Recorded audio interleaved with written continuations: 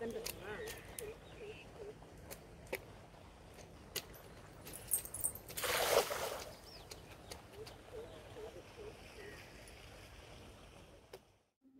దగ్గర అయితే పనికి పోయిన దగ్గర వలేసాను కదా, అక్కడ ఆకు కోసుకొచ్చాం అనమాట. చెట్లు మలిచినాయి, కాసాకు చెట్లు. కాసాకు అయితే కోసారంట తాలింపుకి అనమాట. బాగుంటుంది తాలింపు. దీని కాయలు అయితే ఇవి పుల్ల పుల్లంగా తీయంగా ఉంటాయి. ఈ పచ్చివి ఇవి పుల్ల పుల్లంగా ఉంటాయి అన్నమాట. బాగుంటాయి తినేదానికి. పిల్లకాయలు ఎక్కువ కోసుకొని తింటారు వీటిని. దీని పూత అయితే ఇట్లాగ ఉంటుంది.